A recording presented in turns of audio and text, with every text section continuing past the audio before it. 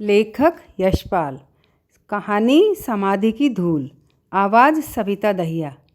इनके बारे में तो सुना था, बड़े भले आदमी हैं, बहुत पढ़े लिखे हैं, अमृतसर के किसी कारखाने में मैनेजर हैं।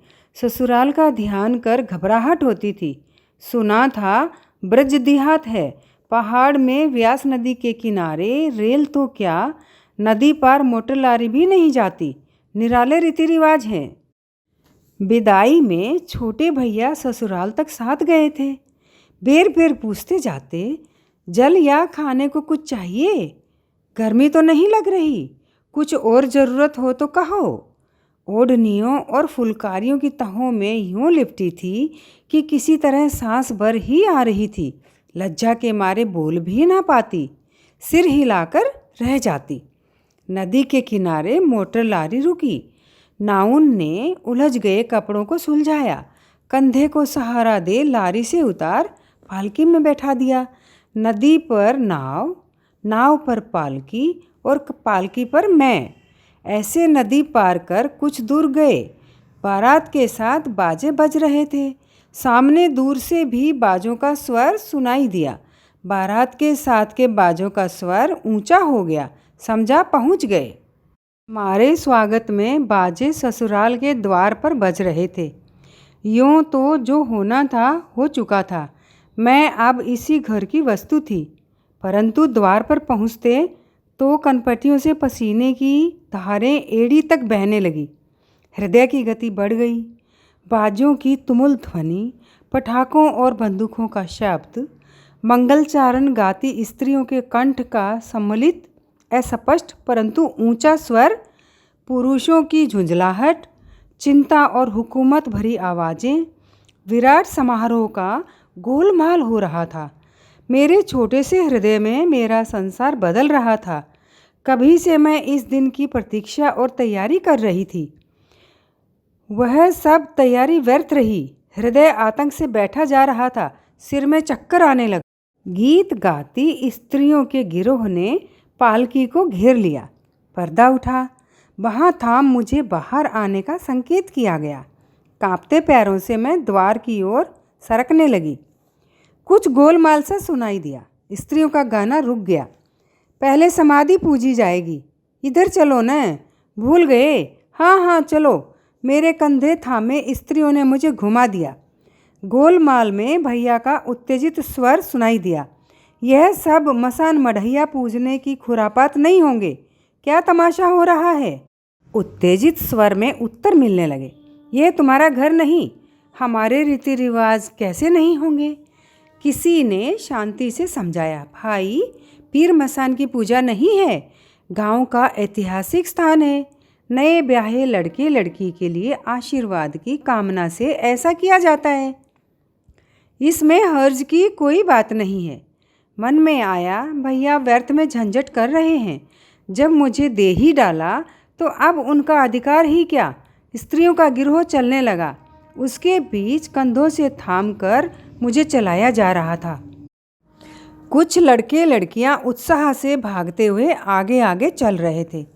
स्त्रियों ने हथेलियों पर जल के लोटे और पूजा के सामान की थालियां ली हुई थी। मेरे आंचल के छोर में इनके दुपट्टे के छोर की गांठ बंधी थी। ये भी चल रहे थे। स्त्रियां बेमेल तीखे स्वर में गाती जा रही थी। स्त्रियों की किलकिलाहट और बच्चों की चीखों के बीच समाधि की आरती उतारी गई। हम दोनों ने समाधि पर माथा टेका। लौट कर द्वार चार और दूसरी रीतियां बहुत देर तक होती रही। सिमटी बैठी थी। दिन भर की थकान से शरीर जकड़ सा रहा था। आंखें नींद से भरी थी, परंतु मूंद न पाती, जैसे उनमें तिनके अड़े हों। सबसे उत्कट क्षण अभी आने को था। बिना आहट किए वे मेरे समीप पलंग पर बैठ गए। मैं और सिमट गई। कुछ सोचकर उन्होंने पूछा, रास्ते में कोई तकलीफ तो नहीं हुई? चुप रही। स्वयं ही कहने लगे, इस सफ़र से थकावट बहुत हो जाती है, आराम से लेट जाओ ना। लज्जा से मेरा सिर झुक गया। कुछ और सोचकर बोले, समाधि की पूजा से भैया को बुरा लगा, पर उसमें ऐसी कोई बात नहीं है। कोई पीर मसान नहीं है। लोग उसे प्रेमियों की समाधि या बल्लू चमेली की समाधि कहते हैं। यहाँ इस समाधि की बड़ी मान्यता और महत्व है। यह पत्थर की पूजा नहीं, भाव की आराधना है। तकिया बगल में ले वे करवट से हो गए। आराम से बैठो, उन्होंने आग्रह किया, पर मैं लज्जा कर वैसे ही सिमटी रही। सुनाने लगे, यह बल्लू चमेली की समाधि बजती है। यहाँ से 10 कोस ऊपर पहाड़ में एक गांव है, पतिया। बल्लू उसी गांव के खुजर रद्दू का बेटा था। भला सा जवान, गरीब माँ बाप का बेटा। चीड़ के पेड़ों की घाटी में पतिया है। उस पर रेहड़ में डामू की बस्ती है। डामू के राधे शाह का नाम बड़ा था। 30-40 कोस में उनकी हवेली की धूम है। चमेली राधे शाह की बेटी थी। ओस में भीगी, सुंदर, निर्मल और सुगंध से भरपूर चमेली की कली। बल्लू अपने गांव डामू के गोरू चराता था। एक रोज उसने बीच की घाटी की बावली पर चमेली को देखा चाहे पहले भी हो, पर किसी क्षण का देखा कुछ और ही हो जाता है। हो सकता है किसी पिछले जन्म के संस्कार जाग उठे हों। बल्लू चमेली के पीछे हो लिया। पास पड़ोस में चर्चा होने लगी। चमेली का घर से निकलना बंद हो गया। बल्लू अपने गोरू छोड़ दिन रात डामू की बस्ती की परिक्रमा करने लगा। दोपहर की वायु से साए साए करती चीड़ों के नीचे, घटाटोप अंधेरी काली रात में डामू के नीचे सुनसान और मूसलाधार वर्षा में किसी भी समय चमेली को टेरती बल्लू की बांसुरी की तान सुनाई दे जाती। राधे शाह अपना अपमान समझ गुजर के लड़के पर बहुत बिगड़े। रद्दू के छप्पर में आग लगवा दी। उनके आदमी लठ लिए बल्लू को मारने के लिए फिरते रहते। कहते हैं वे बल्लू के गोरू को घेर कर बैठ जाते और वह प्रेम का देवता उन्हें प्रेम की बंसी सुनाता। एक दिन शाह के नौकर ने बल्लू पर लठ उठाया। बल्लू बड़ा हंसता रहा। डामू के ही एक सांड ने नौकर को उठाकर चट्टान पर दे मारा। उसकी 2 पसलियाँ टूट गई। चमेली पर कड़ा पहरा था। कभी हवेली के आंगन से निकलने न पाए। राधे शाह ने लड़की की सगाई भिजवा गांव के मिट्ठू शाह के लड़के से कर दी। प्रेमी के मन की आह लगी। लड़के को सांप डस गया। यहाँ से 4 कोस ऊपर नदी किनारे जलेश्वर का स्थान है। बैसाखी के दिन जलेश्वर के पूजन का बड़ा महात्म्य और पुण्य है। वहाँ बैसाखी का बड़ा भारी मेला लगता है। दूर दूर से बिसाती, हलवाई और तमाशे वाले आते हैं। झूले पड़ते हैं, रहट लगते हैं। 10-15 कोस के भीतर कोई ऐसा आदमी नहीं जो इस मेले में ना आता हो। मेले में राधे शाह अपनी लड़की को ले पूजन कर मनौती मनाने आए। बल्लू की तो सूरत ही चमेली में लगी थी। उसके हृदय से कैसे छिप सकता था। अदृश्य तार से बंधा वह भी नंगे पांव से चट्टानों पर लहू टपकाता, बंसी बजाता मेले में पहुंचा। चमेली पूजन के लिए नए कपड़े पहनकर आई थी। काली सूफ की तंग सुथन पायजामा, गुलाबी कुर्ता और पीली ओढ़नी में गोटा टका हुआ। माँ, भावजों और सहेलियों से घिरी वह बिसाती के यहाँ टिकुली बूंदे खरीद रही थी। बल्लू की दृष्टि उस पर पड़ी और पुकार बैठा, चमेली। माँ, भावजें और सहेलियाँ चमेली को दूसरी ओर ले गई। बल्लू पालतू कुत्ते की भांति उनके पीछे पीछे चला। स्त्रियों ने उसे गालियाँ दी। बल्लू चुप रहा, परंतु चमेली को एक बेर देख पीछा न छोड़ा। धर्मस्थान का मेला ठहरा। सब भले घरों की बहू बेटियों का वहाँ पूजन के लिए आती हैं। ऐसा अनाचार वहाँ कैसे सहा जाए। लोग जमा हो गए। बल्लू को डांट फटकार और नसीहत करने लगे। बल्लू के मन में प्रेम का आनंद समा गया था। वह खड़ा गाली, लानत और फटकार सुन मुस्कुराता रहा। केवल चमेली को उसने अपनी आँखों से ओट न होने दिया। चमेली की माँ और सहेलियाँ उसे ले शिव पूजन के लिए मंदिर में गई। वह बावला भी मंदिर के भीतर धंसने लगा। प्रेम भगवान के सच्चे पुजारी के लिए ही भगवान के चरणों में स्थान न था। उसे धक्के दे बाहर निकाल दिया। वह उठा और फिर भीतर चला। राधे शाह ने अपने गांव के लोगों को पुकारा। बल्लू पर लात घुसे और पत्थर पड़ने लगे। उसके माथे का खून एड़ी तक बह गया। चमेली को देख पाने के लिए मंदिर में घुसने के प्रयत्न से वह न हटा। मंदिर के भीतर कोने में खड़ी सहेलियों से घिरी चमेली यह देख रही थी। कहते हैं उस युग में हर के लिए सती ने तपस्या की थी।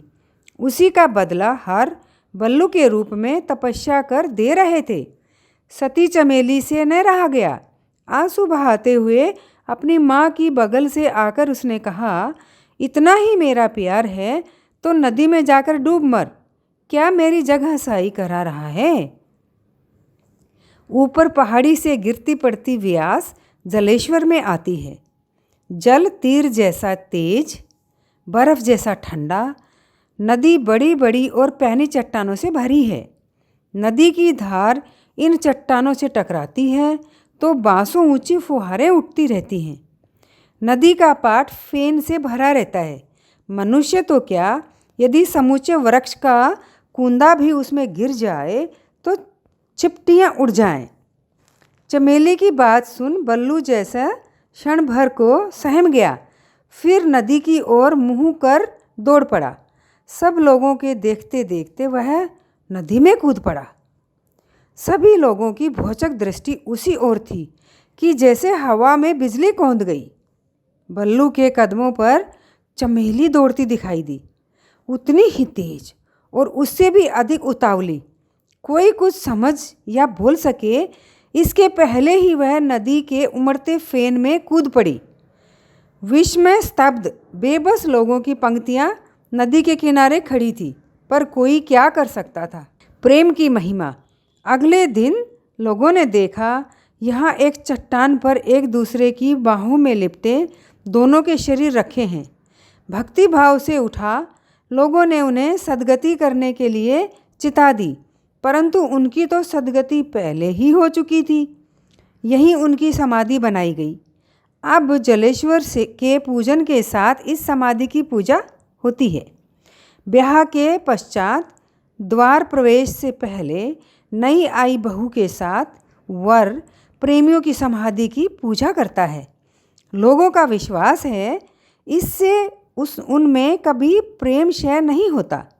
जिन घरों में कलह रहती है वहाँ लोग समाधि की धूल ले जाकर रख लेते हैं। इससे पति पत्नी की कलह दूर हो जाती है। अलौकिक प्रेमियों से सतत प्रेम का वरदान पाने के लिए ही वह पूजा की गई थी। सांस रोके मैं सुन रही थी। प्रति क्षण उनके स्वर से बढ़ता परिचय उनके स्वर के माधुर्य को बढ़ाता जा रहा था।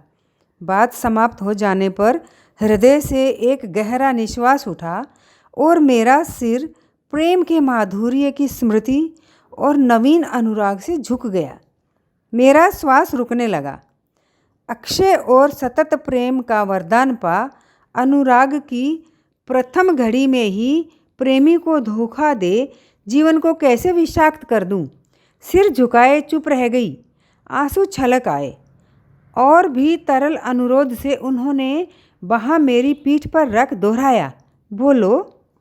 होंठ काट आंसुओं का घूंट भर उत्तर दिया, प्रेम करना सीखा था। कितनी ही बार समाधि पर अनंत श्रद्धा प्रार्थना कर समाधि की धूल ला घर के कोने कोने में रख चुकी हूँ, पर उस धूल को उनके हृदय में कैसे रख पाऊँ?